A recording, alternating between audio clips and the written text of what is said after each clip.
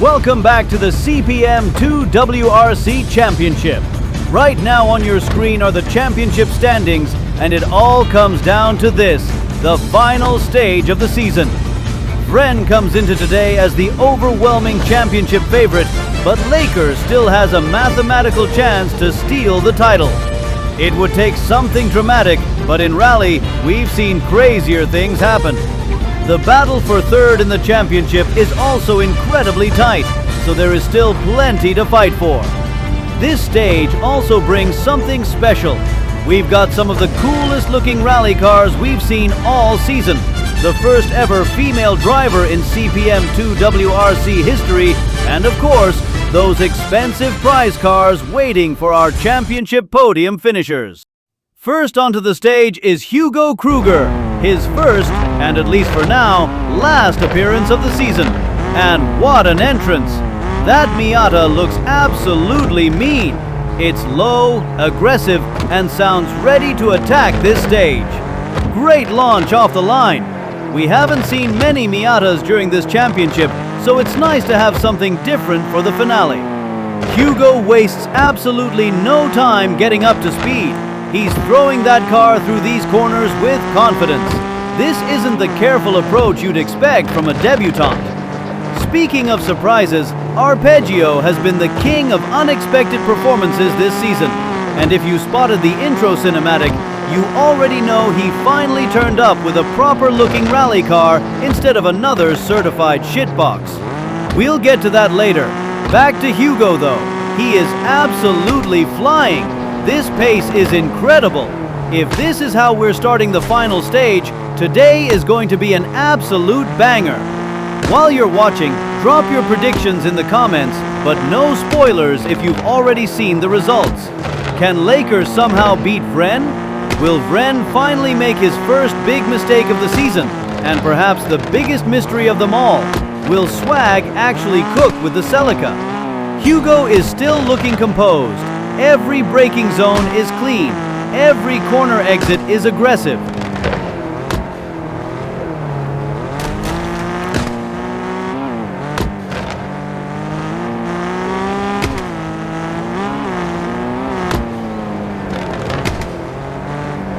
Wait, what? He just jumped over the fence. I've seen people cut corners before, but Hugo just looked at the route and said, "Nah, I'll make my own." Work smarter, not harder, I guess. Final sector now. He keeps the momentum alive through the last few corners. Across the finish line, under 2 minutes. Next up is another rookie, Shav. I've been looking forward to this run. That Volkswagen wearing the Fanta livery honestly looks fantastic. Whoever designed that deserves a raise, or at least a free bottle of orange soda. And that's an excellent opening sequence. Shav looks comfortable immediately. Smooth steering, very little wasted movement, and already carrying impressive speed. You know what? His driving style actually reminds me a little bit of Vren's. Very committed on corner entry, but somehow the car always stays under control. By the way, quick reminder, next season we're adding snow stages. Season 2 is going to be absolutely peak. Back to Shav though. He's making this stage look surprisingly easy. Really good rhythm, really clean lines, and no unnecessary risks. The big question now, can he join the under 2 minute club on his very first appearance? That would be an unbelievable statement. And after Shav, we've got another historic moment. The first female driver in CPM2 WRC history, Yuki. Really excited to see how she gets on. Now we get precious chance to hear words of our dear shitbox specialist, Arpegio.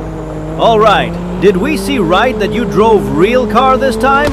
You don't trust shitboxes anymore? I had to take better car because my Facebook Marketplace account was banned. I can't buy shitboxes anymore. So they are one-time use? Currently they don't run, but... You might still have time to buy shitbox before your turn! Oh, I forgot that you got banned from Facebook Marketplace. But anyways, we love you and see you soon on stage. Good luck! But first, Shav enters the final section. This is going to be close. Can he beat Hugo's time? Now, here comes Yuki. The first female driver in CPM2 WRC history rolls onto the stage. A lot of eyes are on this run. Oh no! She cuts the course immediately. Wait, what is she doing? She just skipped it. That's another 40-second penalty. 50 seconds of penalties in less than a minute. I've genuinely never seen anything like this. This is turning into absolute chaos. At this rate, she's collecting penalties faster than checkpoints. Somebody tell her the goal is to finish the stage, not invent new shortcuts. All right, she's finally back on the correct route. The pace actually isn't bad now. She might not know the map very well, but one thing is certain. She is not afraid of the throttle. Fun fact, this car actually belonged to Swag before today's rally. Hopefully he also included a GPS with the sale. Come on, Yuki, keep it together. The biggest goal now isn't a good result. It's simply making it to the finish. Anything can still happen.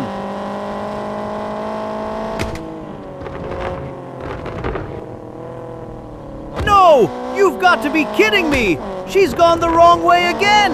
How? This stage has completely fallen apart.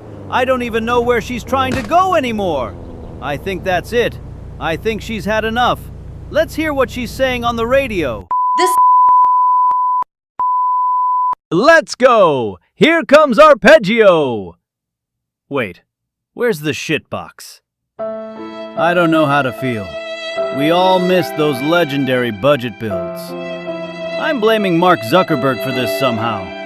Don't ask me why, it just feels right.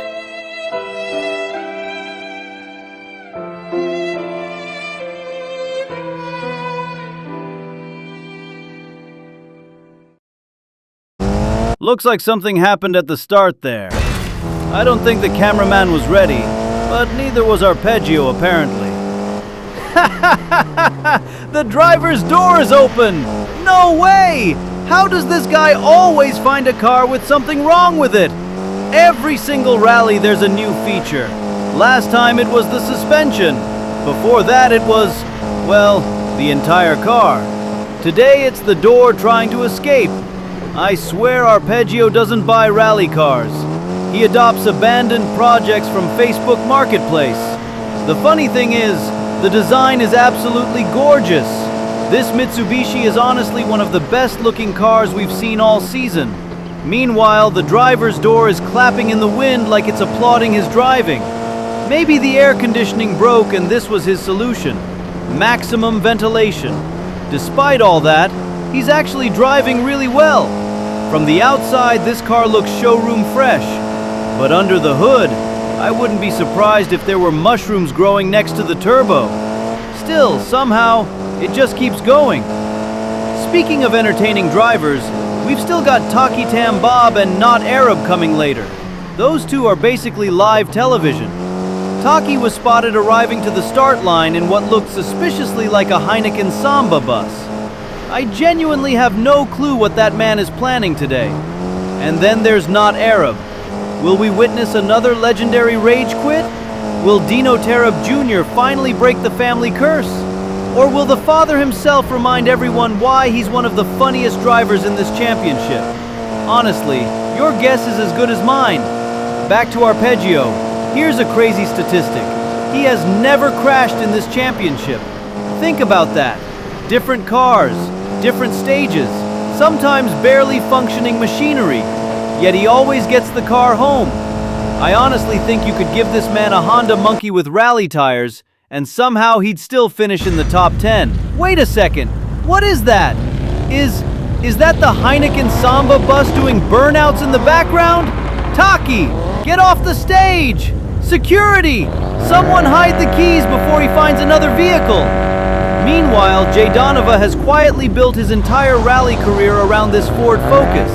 It's become part of his identity at this point. A strong result today could even put him in contention for a podium finish. It won't be easy though. The level of competition in CPM2 WRC has exploded. People think they can just join this championship. Then they arrive, get absolutely smoked, barbecued, air fried, and sent back to the service park wondering what happened. There's a reason we have entry requirements. You actually have to know how to drive. That's why it's so refreshing seeing new faces immediately fighting near the front. Hugo Kruger and Shav have been absolutely phenomenal. Nobody expected rookie performances like that, especially Hugo. An under 2-minute run? That benchmark might survive for quite a while. Jadonova is looking smooth through this middle sector. Good commitment, nice rhythm, no wasted movement. Quick reminder for everyone watching, go subscribe to CPMbacon's channel. You're literally watching a full rally championship for free. Show some love to our favorite chicken lover. He's probably somewhere under a tree right now eating chicken and pasta while pretending to organize the next rally. That's peak rally organizer behavior. Let's enjoy the raw sound of rally for a moment.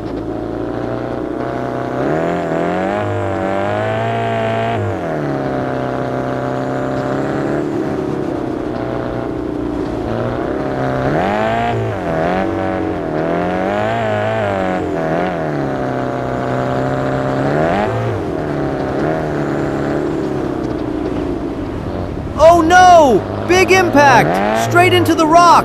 That is a massive hit!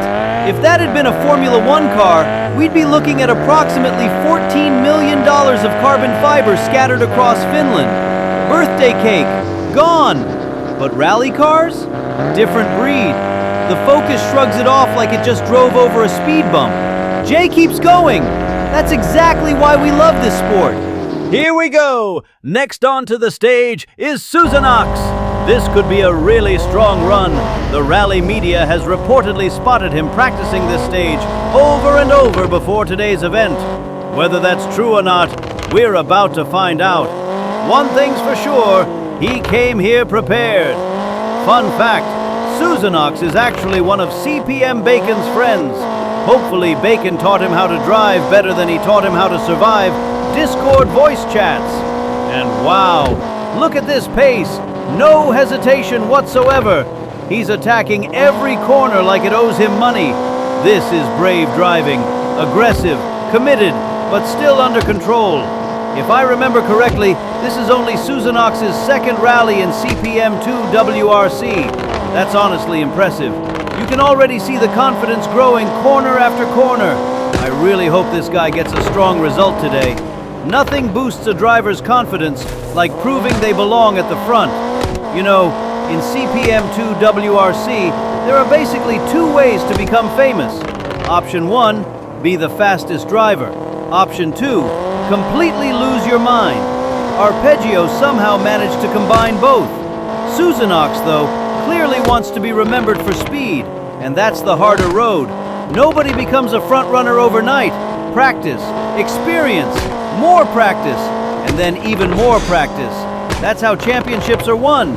He's not exactly Kalle Rovanperä yet, but this is a very respectable drive. And speaking of entertaining personalities, after Susanox, we've got Swag, one of CPMbacon's closest friends, and probably one of the biggest troublemakers on the Discord server. His rivalry with 211_CPM has produced some incredible moments this season. Unfortunately, 211 isn't here today. Hopefully we'll see that battle return in Season 2. Back to Susanox. This pace is seriously impressive. Next up, Swag! And would you look at that? The Subaru is gone. He's brought out another Japanese legend, the Toyota Celica. Now that is a proper rally car.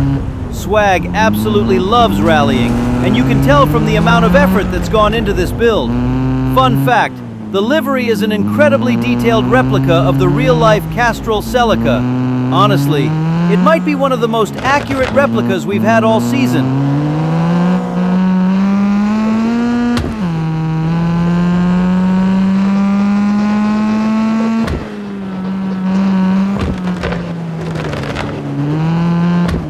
Oh! Straight through the fence! The fence loses that battle immediately. Luckily, it wasn't exactly built like Fort Knox. The Celica survives, and Swag keeps pushing. He'll need to stay focused, though. A good finish today could be valuable, especially after some inconsistent results earlier this season. I seriously need to see Swag versus 211_CPM again next season. Those two together create enough entertainment to fill an entire championship by themselves. Speaking of entertainment, rumor has it Swag has been helping write the script for the Drift Legacy prequel. If that's true, I'm buying tickets on day one. Back on stage, Swag has settled down nicely after that early fence incident. Great speed through this middle sector. Really clean exits. He's carrying excellent momentum. This could be close. Can he beat Arpegio's benchmark? He's certainly giving it everything. Final section coming up. The Celica sounds absolutely magnificent, and Swag is still pushing flat out toward the finish line. Looks like Swag is putting together another solid run. Only the final section remains, and he's showing everyone exactly what consistency looks like. Honestly, compare this to stage 1. The improvement is massive. Back then, the Celica would have probably ended up decorating a tree. Now, he's looking calm, confident, and fast. That's exactly what experience does. All right, next up, ItzJH. He launches. Whoa, whoa, whoa! He almost rolled it. What just happened? The car slides completely onto its side, and somehow he saves it. I have absolutely no idea how that's still pointing in the right direction. That looked terrifying. Hold on. No way! The driver's door is open too! Ha ha ha ha! You've got to be kidding me! Is this the new trend today? First Arpegio, now JH. At this point, somebody should check if the hinges were sponsored by Temu. Maybe that half rollover was just enough to convince the door it wanted a different career. Thankfully, JH decided to keep driving instead of stopping to close it. And that's probably the right decision, because when ItzJH keeps it on the road, he's fast. Really fast. The only problem is keeping it on the road. Oh, nice detail there. He's got a Marlboro banner across the rear window. Looks like the sponsors are finally starting to notice him. Good to see. Being a moderator in CPMbacon's Discord server definitely isn't paying the bills. As far as I know, the salary is 1 slice of pizza and a handshake. Maybe 2 slices if Bacon is feeling generous. Honestly though, huge respect to all the moderators. They're the reason the community keeps running smoothly. CPMbacon should at least give them a shout out every now and then. Back to the rally, JH has recovered brilliantly after that near disaster. The rhythm is looking good. He's carrying a lot of speed. Could this actually be a podium run? That would be an incredible recovery after almost rolling the car before the first split. Final corners coming up. Very tidy ending. Great drive from JH. But oil up, because after JH comes the biggest clown in the championship, not Arab. I genuinely have no idea what we're about to witness. Fun fact, he's only finished 2 of the previous 5 stages. The first couple of rallies actually looked promising. Then he apparently declared war on the finish line. Every rally since has ended with another DNF. Here he comes. And wait, why is he starting in reverse? Ha ha ha ha ha! I can't! This guy is unbelievable! Surely he won't. There it is! Rage quit! 20 seconds! He lasted 20 seconds! That's gotta be some kind of speed run. Not for finishing the rally, for leaving it. Honestly, he might be the only driver who treats the retirement button like a launch control. Maybe one day we'll get Dino Tarab Jr. joining the championship. Who knows? First, he actually has to start a family. We'll leave that challenge for another season. Anyway, that was absolute chaos. And now, Mexi Man is back.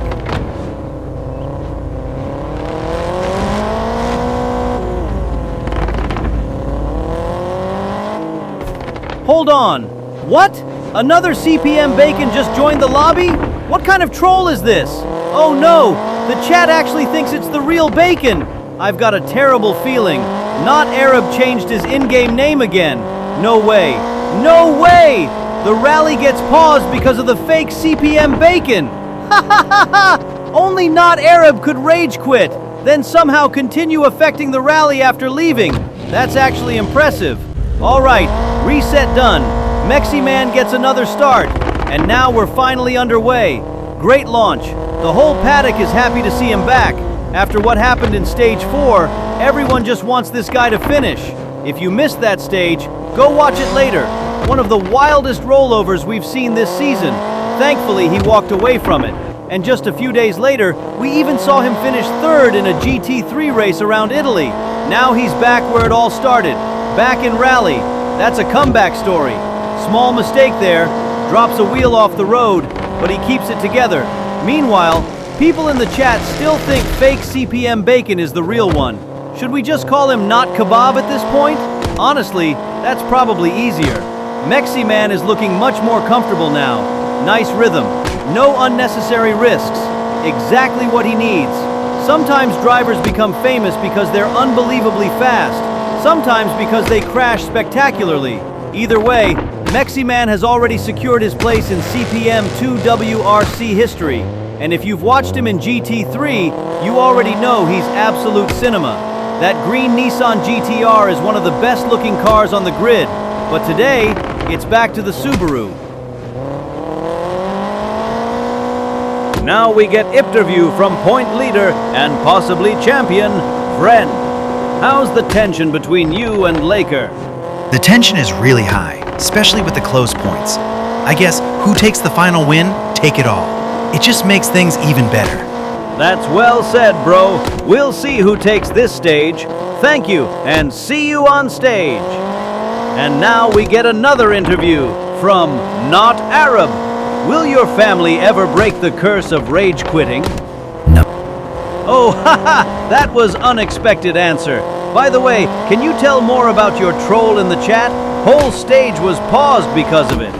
I like to troll Bakey. Thank you for your time.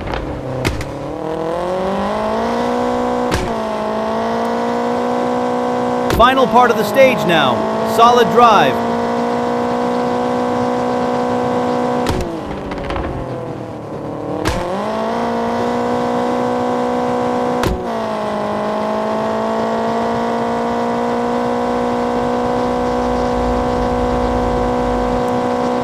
Next up, Alexis.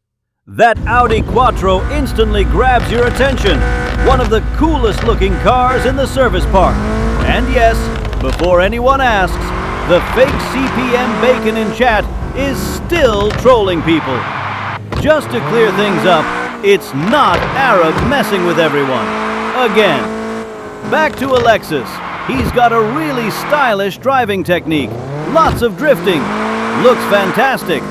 Not always the quickest way through a stage, but it's definitely entertaining. Alexis has quietly become one of the championship regulars. He doesn't always get the spotlight, but he's always here, always improving. And honestly, I have a lot of respect for drivers like that. Not everyone becomes champion, but showing up every stage and refusing to give up, that's what keeps this championship alive. As the wise philosopher CPMbacon once said, Alexis is still looking really composed out there. The Audi Quattro is absolutely dancing from corner to corner. He's throwing it sideways almost every chance he gets. Is it the fastest way around the stage? Probably not. Does it look absolutely awesome? 100%. Sometimes style is worth a few tenths, and Alexis definitely understands that philosophy. Honestly, it's nice seeing drivers with completely different styles. Some attack every apex like Vren, some are smooth and calculated like Laker. Then you've got Alexis, who seems to ask himself, can I drift this corner? The answer is usually yes. Before Alexis reaches the finish, let's quickly talk about what's coming after this championship, because the fun isn't stopping here. CPMbacon has a bunch of events planned for the community. One of the biggest ones, the CPM2 drifting competition. We're finally going to find out who the true drifting goat of CPM2 really is. If you've been practicing your entries, transitions, and angle, now's your chance to prove it. Applications will be available in Bacon's Discord server. You can sign up as a drifter, a racer for future championships, or even join the film crew. That's right, the film crew is coming back. Drift Legacy turned out way better than anyone expected. If you still haven't watched it, go watch it after this stage. Seriously, peak cinema. Hollywood should be taking notes. And now, another rookie, Nicky. Now this is what I like to see. An Altezza in rally. What a crazy choice. Earlier today we had a Miata, now an Altezza.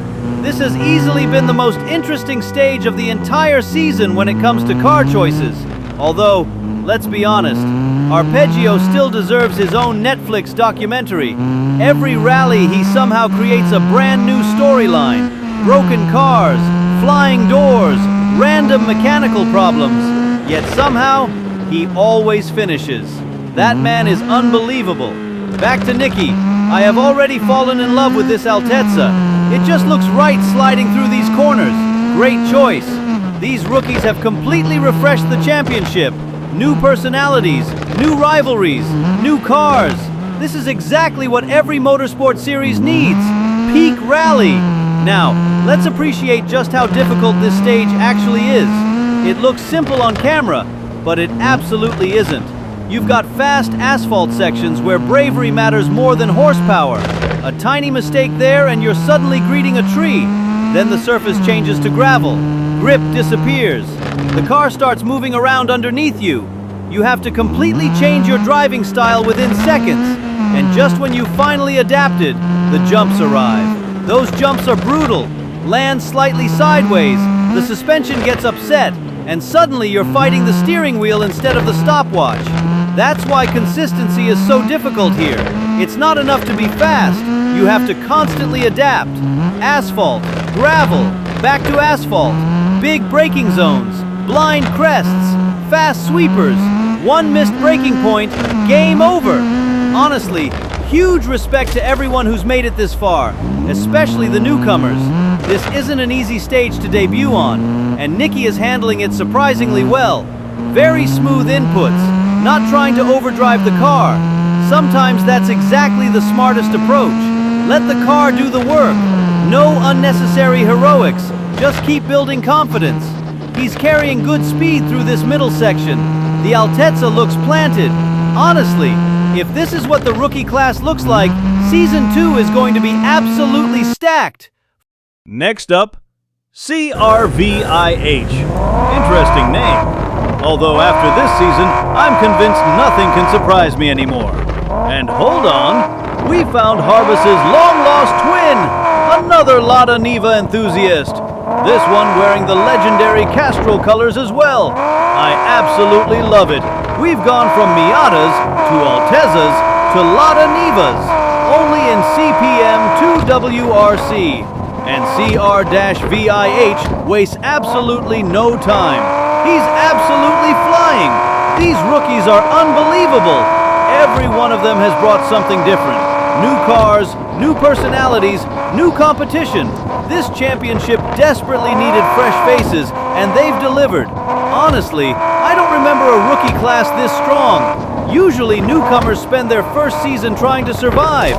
These guys showed up and immediately started challenging the established names. Hugo Kruger set the tone with that incredible opener. Shav backed it up. Susanox impressed. Nicky looked composed. And now, CR-VIH is trying to add his own name to that list. What a debut season this has been for the new drivers. Meanwhile, let's not forget what's still at stake. Vren hasn't driven yet. Laker hasn't driven yet. The championship is still technically alive. Laker needs an almost perfect run if he wants any chance of stealing the title. And Vren, he just has to do what he's done all season. Stay calm, avoid mistakes, bring the car home.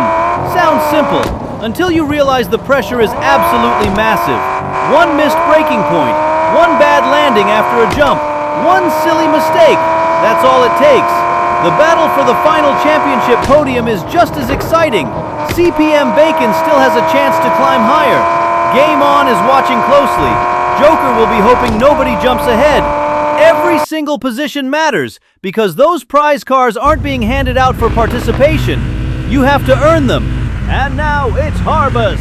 The championship veteran rolls onto the stage with his faithful Lada Niva once again. At this point, that little Lada has proven itself every single rally. It might not be the fastest machine in the paddock, it might not have the fanciest suspension or the biggest turbo, but somehow it just keeps going. Then again, in rally, the driver matters more than the car. You could honestly give Harbus a golf cart with mud tires, and I'd still expect him to finish somewhere in the top 10. That's just the kind of consistency he has. Unlike CR-VIH's Lada, which sounded like it was trying to plow an entire potato field, Harbus's Niva just quietly purrs along. Listen to that engine. No crazy turbo flutter, no ridiculous tuning, just pure Lada. It's like a happy little cat climbing a mountain. Meanwhile, CR-VIH's engine sounded like a tractor trying to pull CPMbacon after an all-you-can-eat chicken buffet. And judging by Bacon's love for chicken, that's a lot of work. But jokes aside, Harbus is putting together another textbook drive. No unnecessary risks, no panic, just smooth corner after smooth corner. That's exactly why he's been around for so long. He knows when to attack, and more importantly, he knows when not to. Sometimes the fastest drivers don't win championships. The smartest ones do. Harbus understands that better than most. Through the middle sector now, still looking incredibly composed. The Lada might not be setting speed records, but it's setting reliability records. If this thing survives another season, someone needs to put it in a museum. Only a few drivers remain after Harbus. We've still got one of the biggest wildcards in the championship, Taki Tam Bob. Honestly, after seeing that Heineken Samba bus earlier, I have absolutely no clue what he's about to do. Next up, Livery Maker. Lights out and away he goes. Wait, what is he doing? He's driving in circles! Bro, this isn't a roundabout simulator. Did he even look at the route before the rally started? No way. He did exactly what Yuki did. That's a 40-second penalty. Oh dear, that's painful. This is exactly why rally isn't just about driving fast. You also need to know where you're actually supposed to go. Otherwise, you'll end up touring the countryside instead of competing. Honestly, without that confusion, this could have been a genuinely strong run. The pace itself doesn't look bad at all. Sometimes rally is cruel like that. One small mistake, 40 seconds gone. While Livery Maker is trying to recover, let's talk about how much the cars have changed throughout the season. Laker actually started the championship driving a Subaru. Then, from stage 4 onwards, he switched into the Toyota GR Yaris. Safe to say, that decision worked out pretty well. CPMbacon, meanwhile, has stayed loyal to the same Subaru the entire championship. No experimenting, no switching, just the trusty blue boxer engine from stage 1 all the way to today's finale. Swag, on the other hand, couldn't decide what he wanted. He started with a Mitsubishi, then moved to a Subaru, and today he's brought out that gorgeous Toyota Celica GT4. 3 different rally legends in one season. Not bad. Vren? He looked at everyone changing cars, shrugged, and kept driving his Golf Mark II. The same Golf, every single stage. Honestly, future Sebastian Loeb? At this rate, I wouldn't rule it out. And now, ladies and gentlemen, brace yourselves. It's Taki Tam Bob. What on earth is that? A Ford GT with a crocodile livery? Ha ha ha ha! Bro, this isn't Christopher Nolan's next Batman movie. You are not the villain. What even is this machine? We're supposed to be watching a rally, not a Hot Wheels live show with fireworks and backflips. Honestly, I would have paid money to see him drive that Heineken Samba bus instead. Apparently, the rally officials had other opinions. Cowards.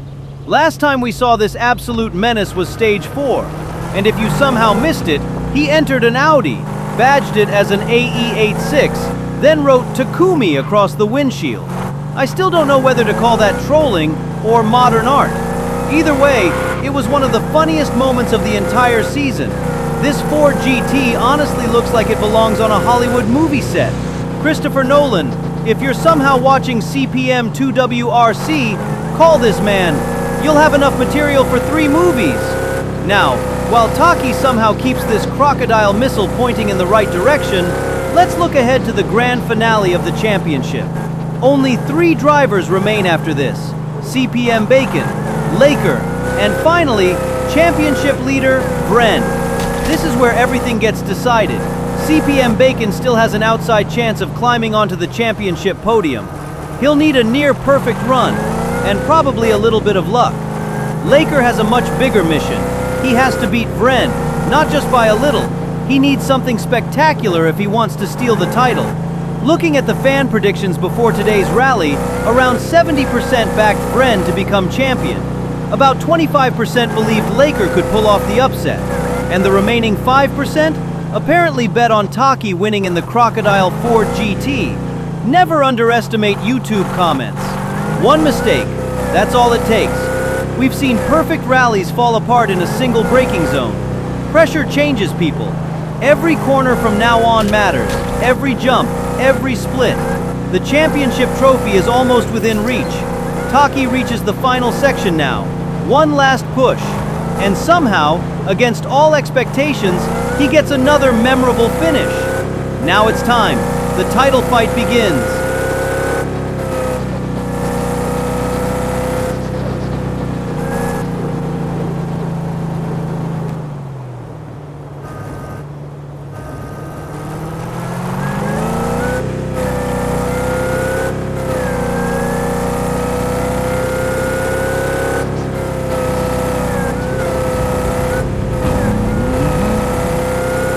But before we get to the absolute championship thriller, we've got another rookie, TT. Seriously, how many rookies do we have today? It feels like half the service park decided this was the perfect moment to make their debut. And honestly, I'm not complaining. Fresh faces are exactly what this championship needs. Even better, we haven't seen many Honda Civics this season. A new driver, a new car. That's what rally is all about. And can we appreciate that blue livery for a second? That thing looks clean, simple, aggressive, exactly how a rally car should look. One thing I absolutely love about rally is the variety. Where else do you get a Miata, an Altezza, 2 Lada Nivas, a Golf Mark II, a Quattro, a Celica, a Subaru, a Civic, and somehow a Crocodile Ford GT, all competing in the same event? Only in rally. That's why this sport never gets boring. Every driver brings something different. Every car has its own personality. Some scream, some purr, some lose their doors halfway through the stage, and somehow, they all make it entertaining. Honestly, this championship has been incredible from start to finish. We've had unbelievable saves, massive crashes, legendary rage quits, unexpected winners, brand new rivalries, and some absolutely hilarious moments we'll probably still be talking about next season. So before we crown our champion, a huge thank you. Thank you to every single driver who lined up this season. Thank you to everyone who helped organize these events. Thank you to everyone watching right now, everyone who's subscribed, everyone who's left a like, everyone who's commented, and even the people arguing in the comments about whether Arpegio's cars are actually road legal. This championship wouldn't exist without this community. Speaking of cars, Japanese machines have absolutely dominated the paddock this season. We've seen the legendary Subaru Impreza, the Toyota GR Yaris, the Castrol Celica GT4, the Mitsubishi Lancer, the Nissan GTR over in GT3 events, Honda Civics, the little Miata, even an Altezza showed up today. Japan has given rally fans some absolute icons over the years, and this season has been a perfect reminder of that. TT is still putting together a really respectable run. But now, all eyes are on CPMbacon. This is it, the organizer, the chicken lover himself. Oh, hold on. He's warming up the tires. Now that's something we don't usually see. And if my eyes aren't lying to me, those look like semi-slicks. That's a bold choice. Last stage he struggled a bit once the road turned into rough terrain, so maybe this is his answer. Interesting strategy. And look at this. He closes every distraction before launching. Maximum concentration. No Discord, no chat, no chicken, nothing. Either he actually practiced for once, or he's about to disappoint himself in high definition. We're underway! The opening corners look really good. The semi-slicks are absolutely working on this first asphalt section. The car looks planted, very stable. The real question is, what happens once the gravel begins? That's where this setup gets tested. So far though, Bacon looks completely locked in. This is some of the cleanest driving we've seen from him all season. Could he actually pull this off? For the championship bronze, he needs 12 points today. That means finishing at least 4th. Sounds simple, until you remember that Laker and Vren still haven't driven. That's a massive task. And while we're talking about surprises, just look at this leaderboard. Hugo Kruger, still leading. What a debut! Nobody expected that. And right behind him, Shav. 2 rookies came into the season finale and immediately started bullying the championship. Wait! What was that? The car just bounced into the air, out of nowhere. That must have been a hidden rock or something. He loses a couple of valuable seconds there. Let's just hope it didn't go up in the asshole of Timo. Marcus Gronholm gave us one of the greatest rally interviews of all time. Absolute legend. Somewhere out there, 211_CPM is probably watching this run with his heart rate at 180. You already know he wants Bacon standing on that championship podium. And honestly, imagine if Hugo Kruger had competed from stage 1. Would we have another title contender? After today's performance, I genuinely think so. Hugo and Shav have shown world-class pace for rookies. Season 2 is going to be scary. Anything can still happen. I honestly wouldn't be surprised if Kale Rovanpera somehow stumbled across this video. This is going to be close. What's the time? He does it! He beats CR-VIH! 3rd place! That is huge! The dream of a championship bronze is still alive! And before we move on, I still can't stop thinking about that footage of Taki Tam Bob drifting the Heineken Samba bus. Red Bull, hire this man immediately! All right, here we go. Next up, Laker. The championship fight is officially on. This is it. Laker rolls onto the stage. He still has every chance to become champion, but everything has to be perfect. Not just good, perfect. And on top of that, Vren has to make a mistake, which this season has been about as likely as Arpegio showing up in a reliable car. The title fight is officially on. Laker needs 10 points to draw level with Vren, but Vren hasn't driven yet, so even a brilliant run might not be enough. Still, these two absolutely deserve those prize cars. They've carried this championship from start to finish, and what I love most is that neither of them is cocky. Both are humble, both are chill, and both let the driving do the talking. Honestly, Laker should probably thank Vren. Without him, the first half of the season would have been pure domination. Instead, we got one of the best championship battles CPM2 has ever seen. Whenever I watch these two, I can't help thinking of Sébastien Ogier and Sébastien Loeb. Different styles, same elite level. One smooth and calculated, the other fearless and relentless. And yet, next season won't just be about them. Hugo Kruger and Shav have arrived and immediately shown top-tier pace. Those debuts were incredible. Back to Laker though. This is a really clean run. No obvious mistakes. Everything looks under control. But I'm not convinced it'll be enough to beat Hugo Kruger's unbelievable benchmark. The pace is good, really good, just maybe not legendary. Another interesting story today has been tire strategy. Swag and CPMbacon gambled on semi-slicks, which looked fantastic on the asphalt, but got a little sketchy once the gravel arrived. Laker and Vren stayed with proper off-road rally tires. Less grip on tarmac, far more confidence on the rough stuff. But it isn't enough. Hugo Kruger keeps the provisional lead. Wait, what? CPMbacon and CR-VIH were faster too? That is a huge surprise! And now, the moment we've all been waiting for. Vren launches. What a result for CPMbacon though. That run might have secured something very special. Laker has almost certainly locked in second place in the championship. Mathematically, if Vren somehow retired now, they could still share the title. But wishing for Vren to DNF feels almost impossible. Over in the Toyota garage, the celebrations have already started. Laker has delivered an incredible season. Subaru lost a fantastic driver when he switched machinery. And speaking of Subaru, CPMbacon might have just climbed onto the championship podium. If my quick calculations are right, he draws level with Game On. Sadly, Game On left Bacon's Discord server earlier this season. If you're watching this, Game On, you're always welcome back. Meanwhile, Vren is absolutely charging.